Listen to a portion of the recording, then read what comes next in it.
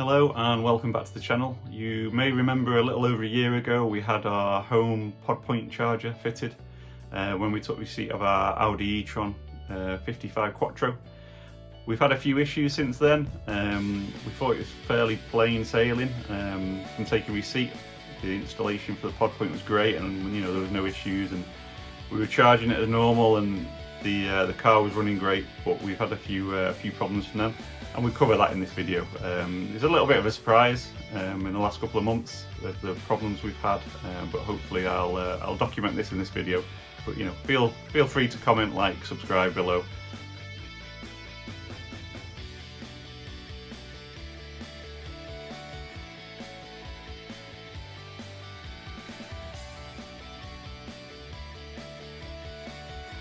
Fast forward from March to November last year, so 22, I received an email out of the blue from Electricity Northwest advising that they'd been informed by Podpoint that they had installed a charger at the property, and that they wanted to come out and do basically a survey of the property to make sure that the supply to the property was strong enough to support the charger that had been installed.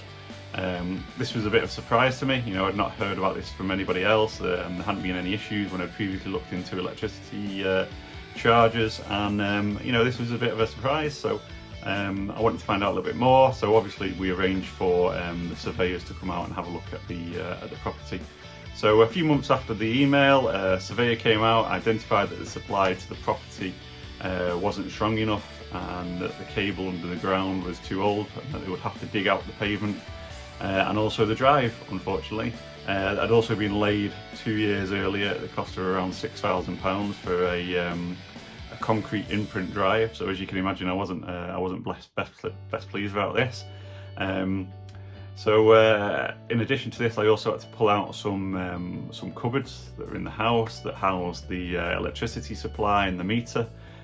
So that obviously was quite time consuming from my perspective. That took me a day over a weekend to do, and that needed to be done before the Electricity Northwest contractors came out to start digging up the drive and putting in a new connection for a new electricity supply. So come the first week of May 23, we had the first team out to dig up the pavement and the drive. The company came out, dug up the drive, and as you can see, made a bit of a mess of the pavements and the surrounding area. The neighbours loved us for a week, as I'm sure you can imagine, and luckily the excavation team said that they wouldn't have to dig up the whole drive. There was they could use a mole.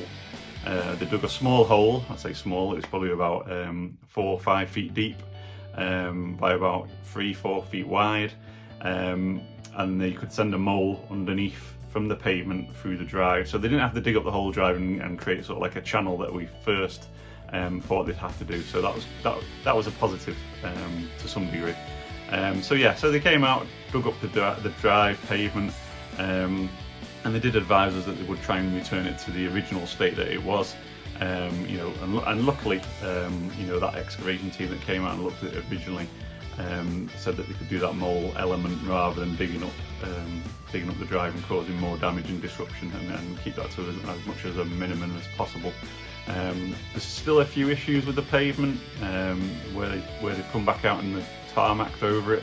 There's still some wires sticking out for what I presume are connections for the TVs and what were original Virgin cables and those sort of things. So that's still an issue at the moment, but we're working through that, and there's still a few emails going back and forth with the company.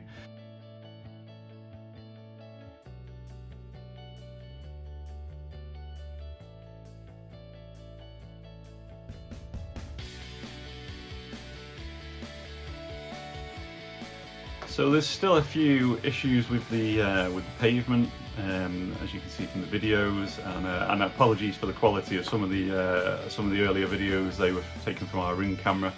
We weren't at home for all of the work that were done, so we've tried to capture as much as possible of some of the work that has taken place.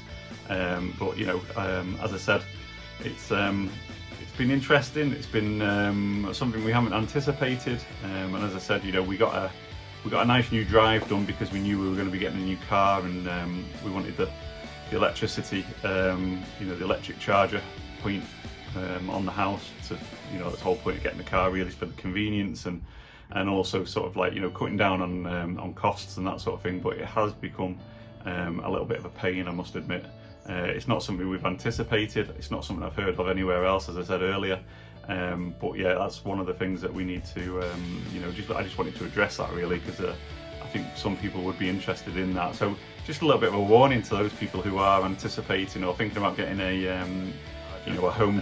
If your property is of a certain age, it may be worth having it checked out first. Our property is 1964, 3-bed semi, so not massively old, but again, as I said, the supply for that is clearly not up to standard as is needed at the moment for the sort of chargers that are being installed on houses. So just something to watch out for anyone who's interested in getting a home charger. I just wanted to put it out there, let people know. But yeah, that's where we're up to at the moment. So I hope this video has been helpful, and hope either way it saves somebody in the long run a little bit of hassle and a little bit of stress. So yeah, thanks very much for watching. There's going to be another video coming out over the next couple of weeks around the actual Audi we've had. We've had it for over a year now, so I thought it might be time just to sort of do a bit of an update and how we found it, living with it, some of the issues we've had with it, and some of the benefits of it. Great car, lovely car. But again, with all electric things, there are pros and cons to these things at the moment. So keep an eye out for that. It'll be coming out in the next couple of weeks. But thanks very much for watching. Take care now. Thank you. Bye.